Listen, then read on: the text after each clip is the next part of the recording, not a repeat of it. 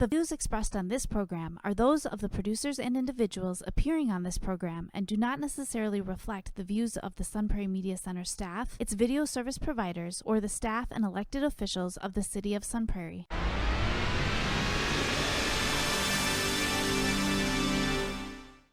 Hello there and welcome to Real Reviews. My name is Jamison Rabbit, and this week I've got a really fun show for you. A lot of really fun movies. It's all me this week. You got no one else here, so let's talk about a bunch of really fun films. A lot of them this past week was the Wisconsin Film Festival, as I've been talking about in recent weeks. So I got to see quite a few movies there, some films that hopefully will come out in distribution elsewhere, and some that maybe are a little tougher to find. And so I'm really excited to talk to you about those. But first I want to talk about what I have on the marquee this week in theaters near you.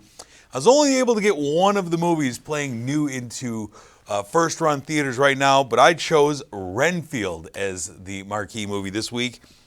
From director Chris McKay, stars Nicholas Hoult as Renfield, the put upon assistant to Dracula. This is a gory comedy set against one of horror's most well-known villains. We have Renfield, who's Drac's henchman. He's seeking a way out of his toxic relationship with his boss. He's tired of always having to find fresh victims for Dracula. Renfield himself refuses to feast on humans. And so in this telling of his story, he eats bugs, which give him almost like a superpower, super strength, ability to leap by eating bugs instead of humans. Renfield has this odd meet-cute with a cop who is trying to take down a crime family. This cop is named Rebecca. She's played by Awkwafina. She's trying to take down this notorious crime family, the Lobos, led by the family matriarch, but then really run like a street level by her son Teddy, who is hilariously played by Ben Schwartz. And Awkwafina's character of Rebecca is one of the few good cops in this city. But once Dracula, who I should say is played by Nicolas Cage beautifully, once Dracula finds that his underling is kind of looking to move on, he really doubles his efforts to sabotage his ability to leave and ramps up the action of this movie. And the story is really basic for this film, but the parts of it that go into it are all pretty great. Like I said, Ben Schwartz plays Teddy, who is like the villain. He's a petulant son of a mob boss. He throws his weight around, but then quickly lets other people do his dirty work. And he's hilarious. He's great in this. Really, really enjoyable as Teddy Lobo. The film is filled with over-the-top gore. I mean, it gets really ridiculous. I mean, comedic gore. Big action beats, too, as we get into this. The thrust of the story is Dracula really starts coming after him. Big action moments that I wasn't expecting for a film like this. What I really loved, though, was towards the beginning as Renfield is narrating, and he's telling his story and his history with Dracula, how we got to this point.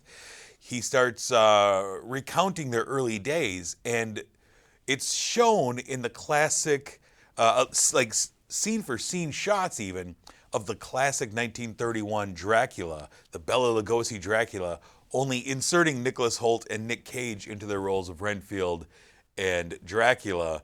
And it looks beautiful. It was great. It was a great homage to the original Dracula film. And it's just a big gory comedy with a classic horror villain. I love when this happens. And Nicholas Hoult is great as Renfield. I like him as the guy who is kind of sheepish. He can't really step out. I really like him in that role. Awkwafina is great. Like, everyone in the cast is a lot of fun. And I actually wish that it were maybe 20 minutes longer than it actually was, especially to kind of flesh out and give more time for the romance angle in this movie, which felt really rushed. And to just give everything a little more breathing room. I would have actually been very cool with 20 more minutes in this movie, which I don't say that often. But I found this film surprisingly enjoyable. And I ended up giving it 3.5 out of 5 stars. It's a fun film. It's not going to change your life. Like I said, the plot is pretty basic, but it's a lot of fun. If you're a little squeamish, you might not appreciate the level of gore that we get in this movie, but I had fun with it. The next movie I have is the start of the film festival series. I saw a bunch of films. I work for the Wisconsin Film Festival every year. And so I get to watch films, sometimes all of them, sometimes parts of them. So I'm only giving you the films that I saw all of. That's only fair. And one of them that I got to see is a Spanish film called The Beasts. The Beasts is from director Rodrigo Saragoyen. Stars Denis Ménochet, who you might know from the opening scene of Inglourious Basterds. He's the farmer that Christoph Waltz comes and visits. Well, in this film, he's a man named Antoine, or as the locals call him, Frenchie, because he is a Frenchman. He and his wife, Olga, played by Marina Foïs, moved to very rural Spanish countryside, really rural community, to work the rugged land, to rebuild some old buildings in hopes of really rejuvenating this area, maybe getting some tourists in. But the locals, who more or less inhabit the pub in town, especially this pair of brothers, Zan and Lorenzo, who are also the neighbors to Antoine and Olga, they resent this couple, especially Antoine. They're the ones who derogatorily refer to him as Frenchie. They hate this man who comes in and talks like this is his home and he's been here and all this stuff.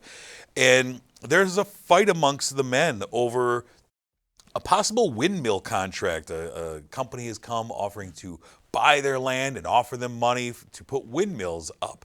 And a lot of the folks in this really rugged rural countryside really want to take the money. They're dirt poor, they're dirt farmers, and they want the money, but it has to be a unanimous vote. And Frenchie has a vote. Even though he wasn't born and raised here, he just moved there, he has a vote, and he wants to work the land and live his dream. And that leads to intense resentment, especially, like I said, against these brothers, his neighbors, who are brutal and sabotage him and intimidate him and really brutalize him in many different ways. And it's a slow thriller of a film, and hostilities start to really intensify between these neighbors. And Zan and Lorenzo, the brothers, they're scary because you don't know what they're capable of as the film goes along. And I don't want to give a spoiler to this movie, but the final third of the film plays out where you have to live next door to people who did truly horrible things, truly horrible people, but no one believes you. And it's a fairly slow drumbeat of a story, but great acting, and the land is beautiful. It's harsh. You can feel what it would take to really work this land. And I love Denis Ménochet was great as Antoine, this big hulking figure who just wants to live his dream. And even better was his wife, Olga, Marina Foïs, who I said. She has a big chunk of this story that is on her shoulders. And the film kind of shows the difference of how Antoine and Olga handle conflict, how the man and the woman handle this conflict with these people. And there's brutality in this movie.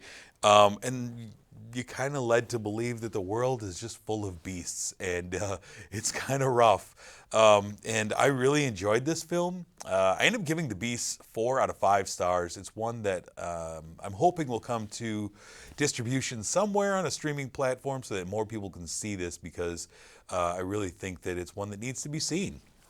Another film that I got to see at the Film Fest, one that I kind of stumbled into, didn't have it circled on my calendar going in, but heard good things after the initial showing, and we showed it twice, and I ended up going in to watch this one. Is a film called My Sailor, My Love. It's a Finnish film that is set in Ireland. It is every bit an Irish film, but it's made in Finland from director Klaus Harro.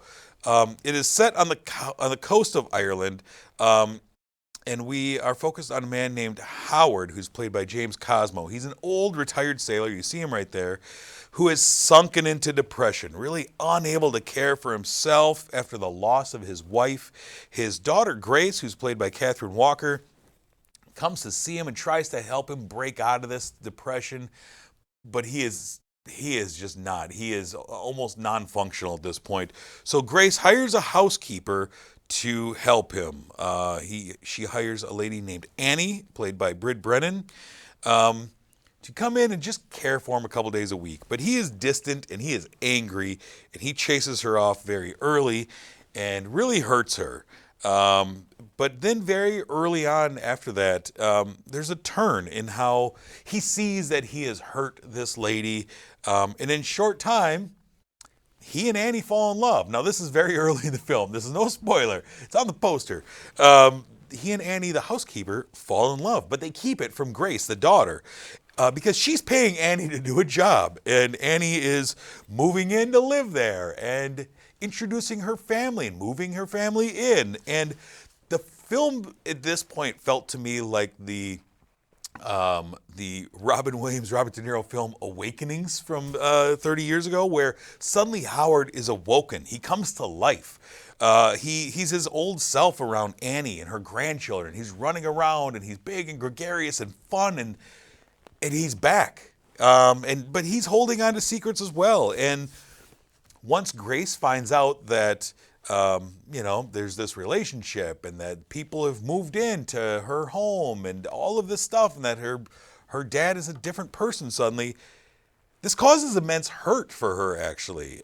She sees that she's lost the father who needs her, who needed her to care for her. She's lost that. She's also losing her own husband. She's feeling very lonely. She starts to resent Annie in the way that she's kind of stolen her father from her and kind of brought her own family in to replace Grace. And rather than be happy for her father having happiness in his life, she resents him. And it leads to a lot of pain. And it's an Irish film that is full of pain and familial secrets and pent-up anger. I mean, this is a classic Irish story.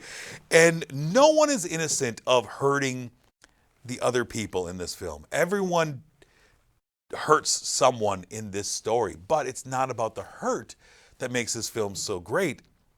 It's about the love that comes from that hurt that really made this film so impactful for me. You can betray others. Everyone in this film betrays somebody, but it's what you do after that.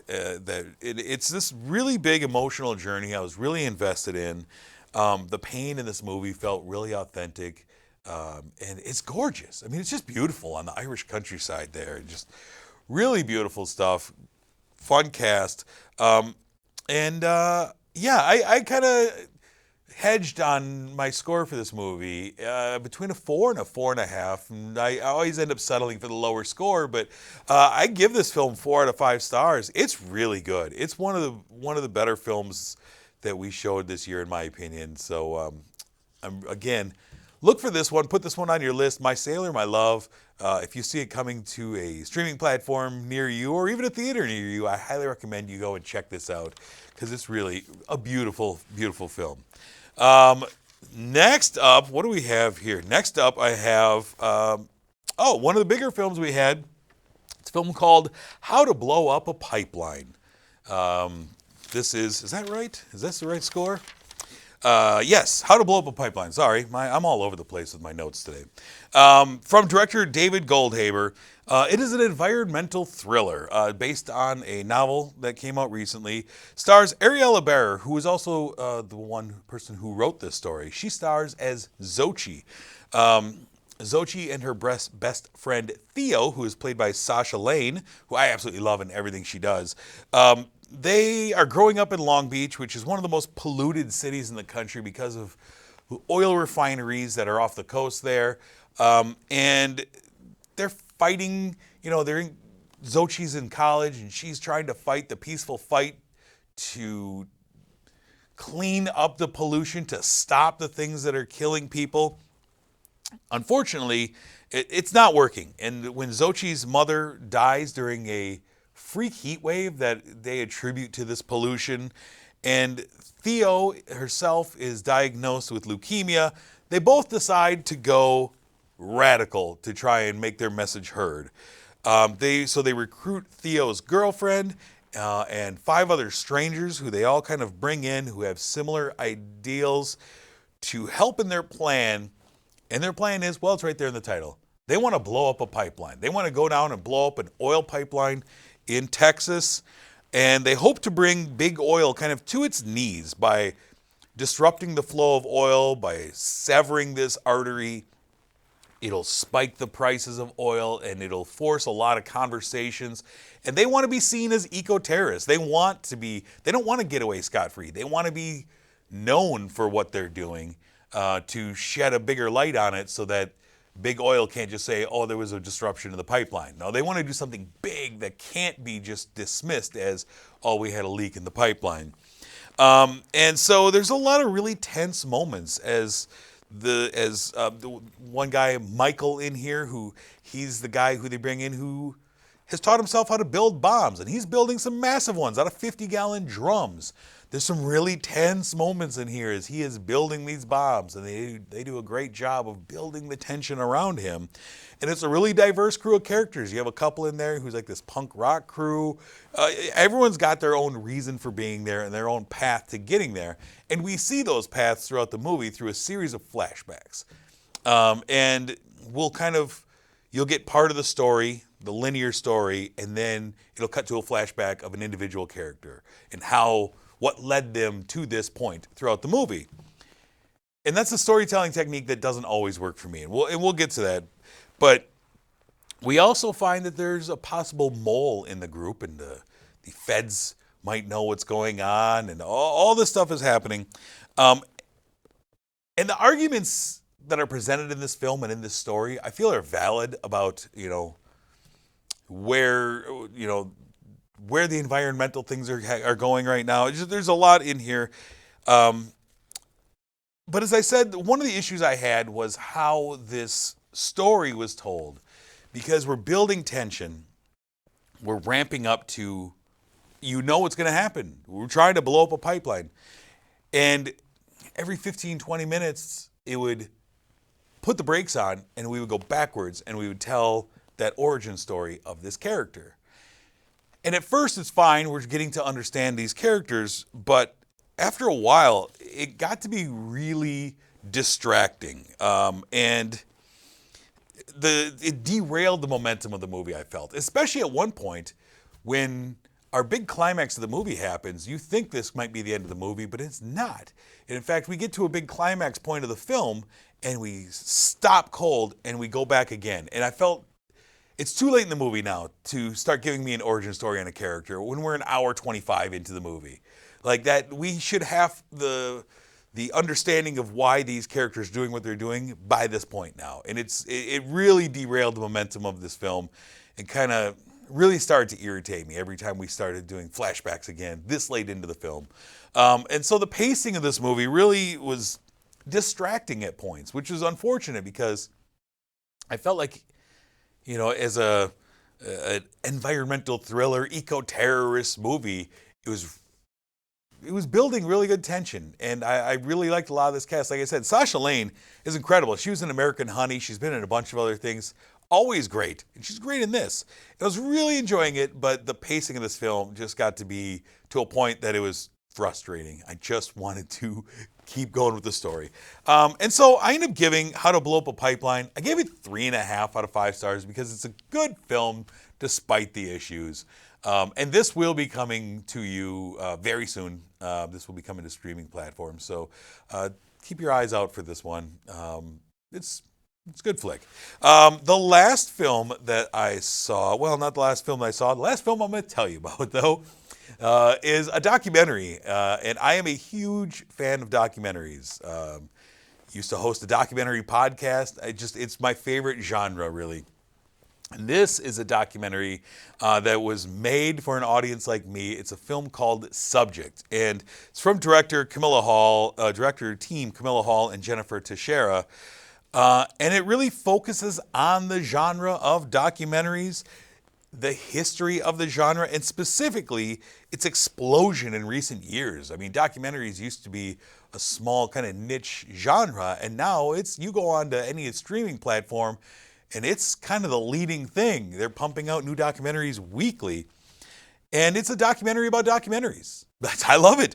And it references nearly every documentary you've seen. I mean, it references hundreds of different documentaries to kind of give you an idea of the story that they're trying to propose. And then it starts to narrow the scope in to specific documentaries and specific people who were the quote-unquote stars of documentaries. So we really narrow in and focus in on Arthur Agee, who is one of the child stars of Hoop Dreams, one of the greatest documentaries ever. We talk to him nowadays. We focus in on Jesse Friedman, who was the son in the documentary Capturing the Friedmans. We reunite with the family from the documentary The Wolfpack from a few years ago. Right here we talk to the daughter from the Netflix series The Staircase. We talk to the star, quote unquote, of the documentary The Square about the Egyptian uprising a few years ago, and a couple others. And Bing Liu from Minding the Gap, one of the great documentaries from 2019. And we start really focusing in on the ethical impact of documentaries and of what the filmmakers, what they are expected to do. And are documentaries even real? Because anytime you put an editor into something, you can always change things. And some of the people who we talked to who were the stars of documentaries talk about how I wasn't represented correctly. I wasn't represented in a fair light. Some people say, that was great. That was exactly my life right there. But that's not always the case. And the questions start to be proposed of, is the genre representative enough when it's simply, for the most part, for years and years and years, it's been white males telling the stories of people and not always of white males. And so are they able to tell the stories properly when they're not representative of the community? They also broach the subject of should subjects of documentaries, should the folks who star in documentaries, whatever, should they be paid? Should you pay someone? And there's two different sides of that argument. And there's a lot of moral and ethical quandaries. And I really enjoyed a lot of that. And it helps if you are like me and you've seen every documentary that they really focus in on, because otherwise you're kind of left in a loop of like, I don't know who this is. I'm not sure what the impact of this story is on them. I had seen all of them, and so focusing in on them, I thought it was really interesting. And I have a lot of thoughts about the questions that were posed in this film by the filmmakers. I don't want to get into right here, but a lot of thoughts about it. And I'm not quite sure if they answered their own questions. And I kind of think this film might have done some of the same things that they accuse other films of. But it focuses on the subjects of the films and their thoughts and how they were affected. And also takes a look at the corporate documentary, as Netflix specifically now is got its own documentary division. And that's kind of one of the big things every week, especially like their true crime documentary series, right? That's huge. People love these. And when we take it out of the hands of small independent filmmakers who have a passion for a story and we kind of make it a corporate structure of we got to turn these out, what do we lose in the process? And that's really interesting to me. And I think the best part of the film was really looking at how each different person was affected by this and how some people, it ruined their lives. Some people, it helped their lives. It always changed everyone's lives. Anytime you put a camera in front of somebody and in their face for months or years on end, it's going to change you. For some people, it made huge changes. For Jesse Friedman, it got him out of prison. I mean, we've seen this in other things. We've seen this several times, that documentaries can save people from going to prison or get innocent people out. And so, one of the other subjects was, should a documentary filmmaker care about the subject of the documentary? Some say, oh, I love it. I get to be with these people and then I never have to think about it again. Others say, oh, they're a part of my life forever. And so I really enjoyed a lot of the questions that were asked and how they discussed accountability within the genre and not treating, the title is subject, but not treating the people who are the stars of the film, not treating them just as subjects, but as real people and letting them being invested in their story. And like I said, there's a lot of different topics that are kind of brought up in here and questions that are asked by different people in this film. I don't feel like they ever really found where they wanted to wrap this up or came up with any kind of real answer. And you don't have to have the answers, but I felt like if you're going to start asking all these questions and opening all these doors, that you should really try to close some of them or give a little more info for the viewer to try and make that decision. And that's the other thing that I always feel with documentaries, when the question of, is it real? How much of this is real? How much of this is manufactured? If you pay someone, do they become an actor? Do they do something different as opposed to just capturing a real person? I feel like it's always important that you as a viewer are discerning of that. You need to use your thinking cap to try and sift out what's real and what's not. And so I was left with some questions at the end of this film that kind of, it didn't land quite as smoothly as I wanted it to for such an interesting idea. But I ended up giving the documentary film subject 3.5 out of 5 stars. Still fun, and still fun to catch up with somebody, especially Arthur Agee from Hoop Dreams. I mean, he was a little kid the last time we saw him, and now he's a grown man, and he's got a great perspective on what happened in his life. I got to see, with the Wisconsin Film Festival this year, I got to see a lot of fun films. I'm going to be talking about some more in upcoming weeks. Also got to see a lot of parts of a lot of really interesting films and some classics. We showed Real Genius in a beautiful new print. Got to see a little part of that. Orson Welles' The Trial. We ended the night ended the film festival with The Last Picture Show, which is it's a great all-time classic. And so it was a lot of fun to even be able to just see parts of these films on the big screen that you've seen at home, but see it up on the big screen. And my pal and friend of the show, co-host Steve Sabatke, joined me for one film, which I'm sure he'll be talking about next time I get him on here, because I really wanted to get his thoughts on what he saw. So stay tuned in upcoming weeks as I'm talking about some more films that I saw there and give you some recommendations for films to look out for in the near future. All right, let's take a look ahead. Speaking of the near future, let's take a look ahead at what is coming soon. I'm looking at the week of April 28th, the end of April. We have a few films coming to theaters. The first film is a film called Are You There, God? It's Me, Margaret. It is based on the book by Judy Blume. I feel like every young girl read this at one point in school. And this film adaptation is coming to theaters. Also, over on Amazon Prime today, as I'm talking to you, is a documentary about Judy Blume. We showed it at the Film Fest. It's called Judy Blume Forever. It debuts on Amazon Prime now, so that seems like a pretty fun double feature for Judy Blume fans. I think all of us loved a Judy Blume book or two when we were kids. Also on the big screen that weekend is Big George Foreman, which is the biopic of, Big George Foreman. We're going to talk about him. We're going to talk about his fights, probably his grills, maybe his kids, all named George. It's going to be a good time. So that's on the big screens. And then over on Disney Plus is Peter Pan and Wendy. Stars Jude Law as Captain Hook. And this is the another telling of the Peter Pan story. Disney Plus movies have been a little sketchy lately, so fingers crossed for this one. Before we move any further, we want to thank our sponsor, Marcus Theaters, The Palace here in Sun Prairie. We do appreciate you, and there are a bunch of movies in theaters right now that I am desperate to get out and catch up on because I feel like I'm running behind, and I'm going to be sitting in a Dream Lounger when I do that. Next week, I'm going to be talking about such films as Ari Aster's Beau is Afraid, Evil Dead Rise, Guy Ritchie's The Covenant, a Film Fest film called I Like Movies, a streaming film called Ghosted, who knows what else, and also next week's show is going to be the 9-year anniversary for Real Reviews, celebrating our 9th year of bringing movie reviews to you, so I'm very excited to celebrate that, and I hope you tune in to join me as well. But until next week, I want to thank you for watching and encourage you to go check out some movies. And I'm Jamison. Have a good one.